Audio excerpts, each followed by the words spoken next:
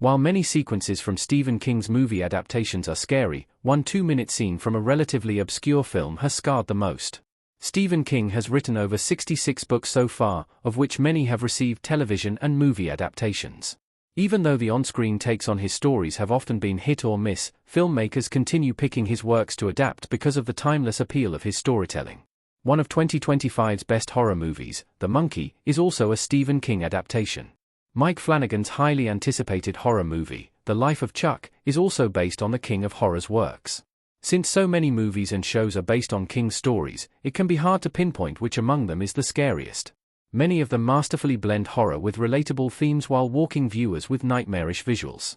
However, from a visual and storytelling standpoint, I have always been disturbed by one Stephen King movie scene way more than all the others. Mike's return to his hotel room in 1408 instills a feeling of haunting helplessness. The 1408 scene has an unnerving sense of cosmic dread. John Cusack as Mike in Slyn holding his head and looking distraught in 1408. 1408 does not feature a lot of typical jump scares, but it is jam-packed with many terrifying moments that stay with viewers long after its credits start rolling.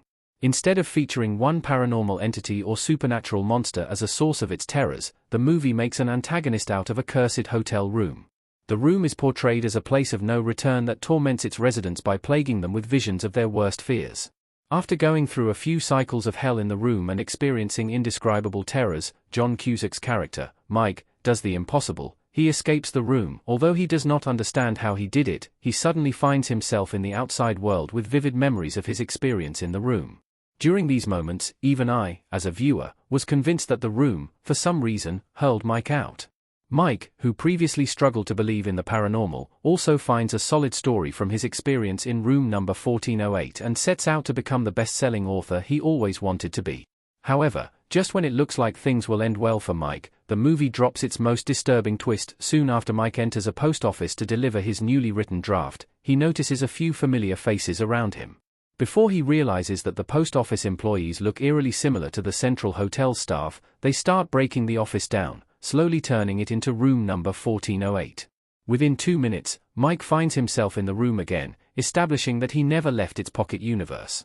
This sequence is terrifying because it establishes how far the room is willing to go to agonize its residents. It reeks of the kind of cosmic dread often found in H.P. Lovecraft's Tales of the Unknown. 1408 remains one of the most underappreciated Stephen King adaptations. The horror movie deserves more attention. Unfortunately, despite being one of the best adaptations of Stephen King's works, 1408 remains relatively obscure compared to most mainstream horror movies. Although the movie has garnered a cult following over the years, it never managed to reach the highs of fame that movies like The Shining and It achieved. 1408 was a box office success when it first landed on the big screens, but it has never quite achieved the same level of recognition or lasting cultural impact.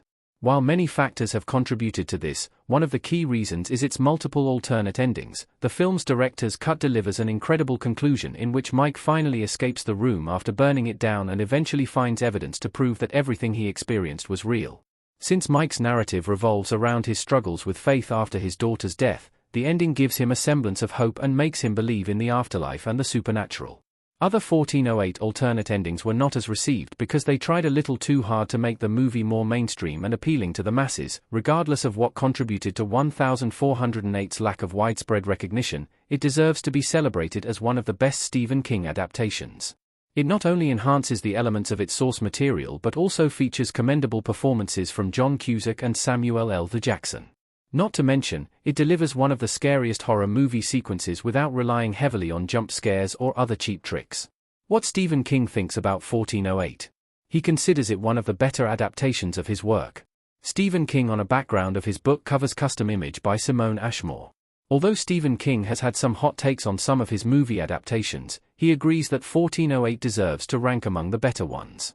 Speaking with the New York Post, via UPI, the King of Horror said that even though most adaptations of his stories do not meet his standards, 1408 is among the few exceptions.